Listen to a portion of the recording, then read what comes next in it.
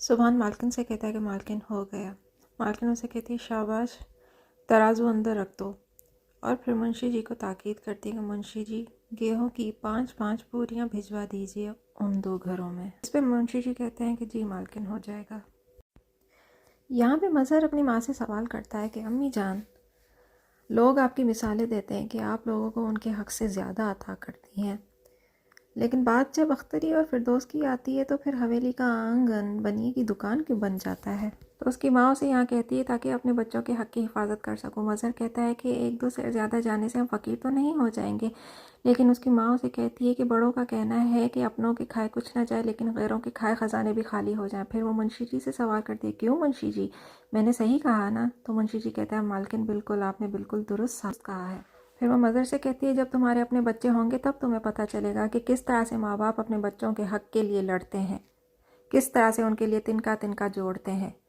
यहाँ पे मदर उनसे कहता है कि अम्मी जान, आपको ये बातें बाहर नहीं करनी चाहिए। मुंशी जी तो घर के हैं, लेकिन फिर भी आपको अब्बा जान के ऐब पे पर्दा रखना चाहिए। तो उसकी माँ उसे कहती है कि यहाँ पे पूरे शहर को उनके लक्षणों का पता है कि उनकी 2 बिन निकाही औरतों में से उनके 3 नाजायज़ औलाद हैं। जिस पे मज़हर उसे कहता है कि अम्मी जान, शर्फा के घरों में ऐसी बातों पे पर्दा रखा जाता है। तो उसकी माँ उसे कहती है, शर्फा के घरों में ऐसी बातों पे पर्दा नहीं रखा जाता, मुनाफिकों के घरों में ऐसी बातों पे पर्दा रखा जाता है, और ना ही तुम मुझे सिखाया करो। ये कहते हुए वो गुस्से में चली जाती हैं।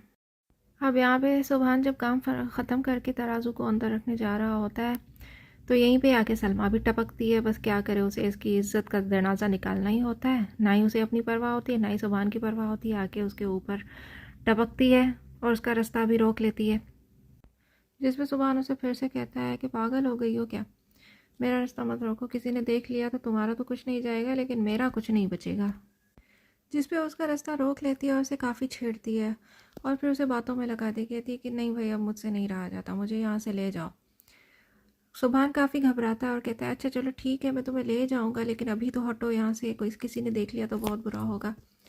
तो उसे कहती है कि वादा। तो सुभान उसको हाथ थाम के उसे कहता है वादा, और यहाँ फिर वो उसका हाथ ही नहीं छोड़ती।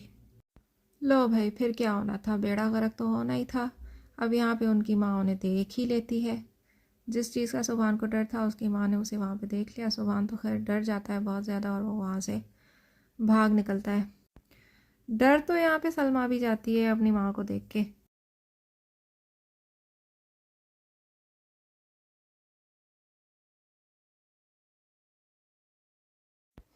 फिर सलमा की माँ सलमा पे बहुत ज़्यादा गुस्सा करती है, गुस्से वाली बात भी होती है, और वो उसे एक कोठी में ले आती है और उसे बहुत बुरा भला कहती है, और और वो उसे उस कमरे में बंद करके चली जाती है।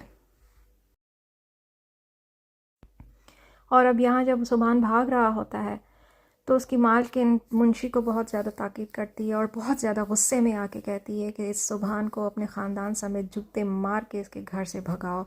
और मुंशी पूछता है, आखिर ऐसा क्या हो गया मालकिन, क्या हो गया। उसने कहा कि ये एक आस्तीन का सांप है।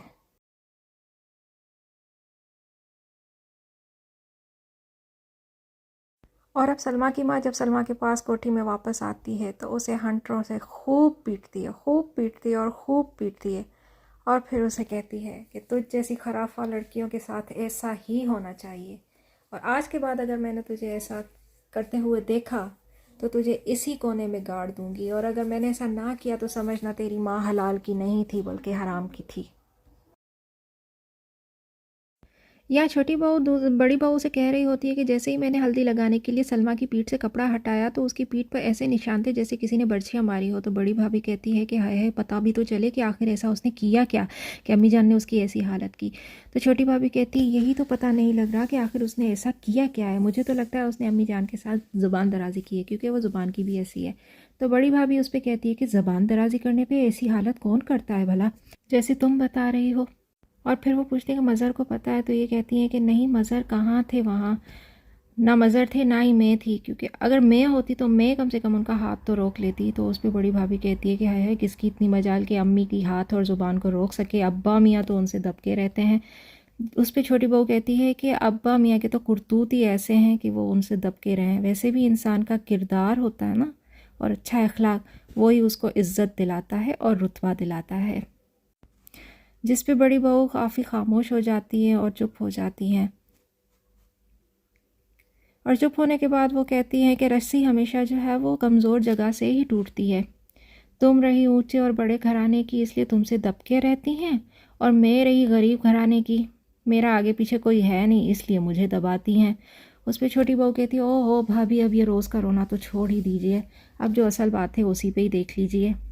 फिर वो बड़ी बहू से कहती हैं कि भाभी आप ऐसा करें कि आप सलमा के पास चली जाएं, उससे जाके पूछें, क्योंकि वो आपके बहुत ज़्यादा करीब है, आपको तो वो बता देगी।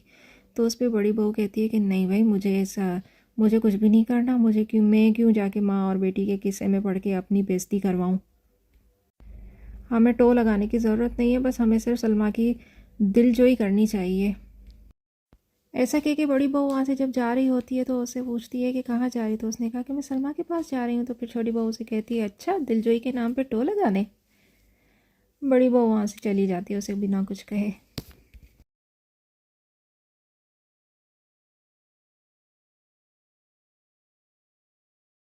यहाँ जब बड़ी बहू सलमा के लिए खाना ले जा रही होती है तो उसकी माँ उसे वहाँ पे रोकती है और उसे कहती है कि कहाँ जा रही हो बड़ी बहू।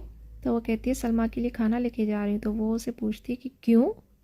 तो वो कहती है सलमा ने दोपहर से कुछ नहीं खाया। तो उसने कहा कि अच्छा, इतनी खबर अगर तुमने अपने शोहर के लिए रखी होती तो वो जल्द से जुलूसों में मारा मारा ना फिर रहा होता।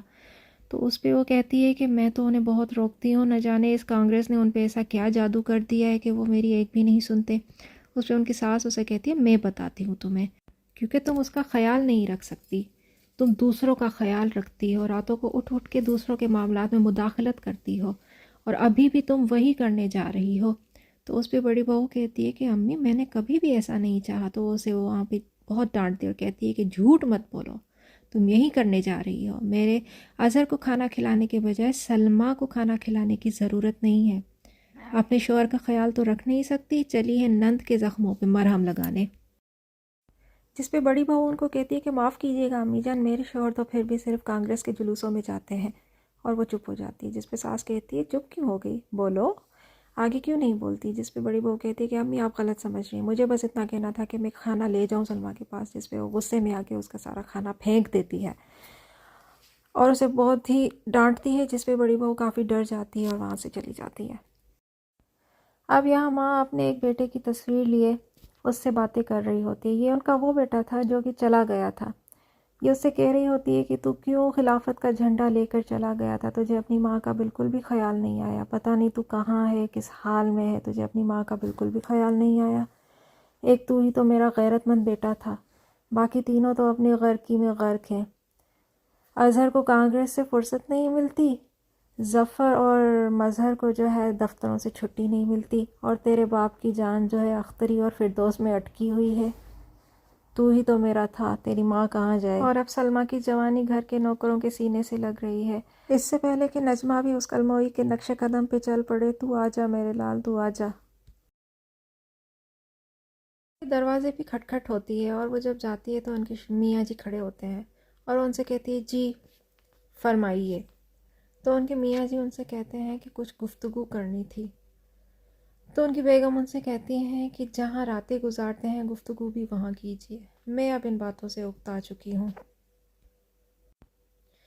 जिसमें मियाँ जी उन्हें कहते हैं कि अंदर आने के लिए भी नहीं कहोगी। तो उनकी बेगम उन्हें कहती है कि मैं आपको बाहर का आदमी समझती हूँ, आप अंदर आने का हक खो चुके हैं, जाइए जाके अपना ग्रामोफोन चलाइए।